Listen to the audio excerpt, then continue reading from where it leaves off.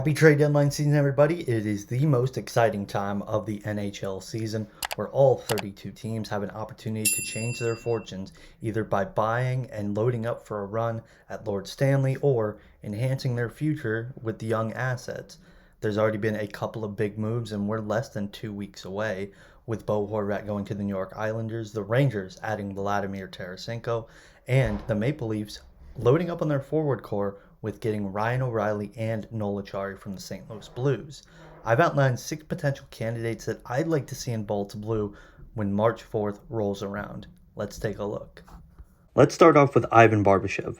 The Blues made it very clear with their trades of Ryan O'Reilly, Noel Acciari, and Vladimir Tarasenko that they are selling, and Ivan Barbashev is most likely the next to go. While he hasn't gotten the amount of points that he did last year with a career high of 26 goals and 60 points, he's still a reliable bottom 6 forward and is a big boy at 6'1", 195 pounds. He's got the Stanley Cup experience from 2019 and can play any position in the 3 forward positions. He's been much better with the takeaway-giveaway ratio this year than he was last year and could be a very responsible bottom 6 winger with Ross Colton or Nick Paul, or potentially the 4th line if you decide to move Corey Perry up to the top 9.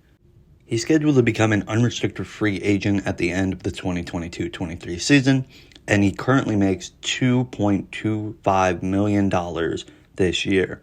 Now, while that'll be prorated, the Lightning are still going to need St. Louis to retain a decent amount of money, which might be complicated because St. Louis only has about $1 million in cap space to retain at this point after their 2 other trades. It's going to be a fascinating opportunity to see if this actually works, but it's one thing that I think JBB could pull off. Next up is a familiar face in Luke Schenn. I shouldn't have to go too far into detail, but ever since he left the Lightning and signed with the Canucks, he has been even better than he was in a Lightning uniform. He is physical, he is strong, he's a great leader. He had the 2-time Stanley Cup experience.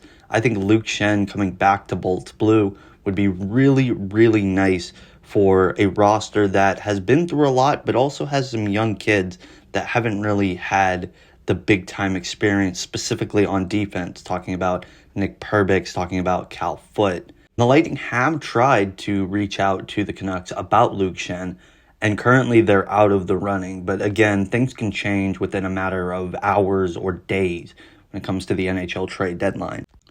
Sticking with right-hand defensive options, let's look at someone like Troy Stecher, the Arizona Coyotes.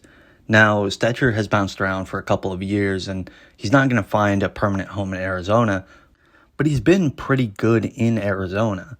Plus minus isn't a great stat, but he's only a -1 on a team that is actively tanking.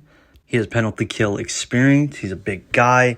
I think this could be a pretty decent pickup for the Lightning, who desperately need right-handed defense insurance. Another option, though this one on the forward side, is Philadelphia Flyers forward James Van Riemsdyk. And when you look at Van Riemsdyk and his point totals and his cap hit, it doesn't seem to make a lot of sense.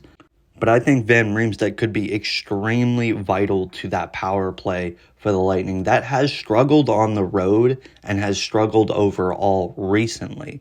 Van Riemsdyk is a big body and one of the best tippers in the entire league. How you would make that work on Power Play 1, I'm not exactly sure because you've got Braden Point in the slot.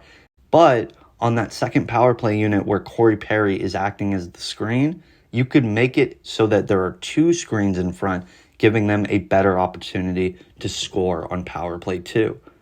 Again, the money is going to be a little bit difficult. You're going to need some sort of double retention like the Toronto Maple Leafs were able to do with Ryan O'Reilly.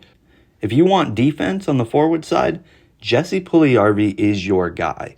Puljuvi has been a very interesting case study since he was drafted by the Edmonton Oilers 4th overall in 2016. He's not putting up points, and a lot of people are getting angry about him not putting up points on such a dynamic offensive team like Edmonton. But he's a really solid defensive winger on a team that desperately needs defense. Now, for some reason, Edmonton is trying to get rid of him. I can't understand why.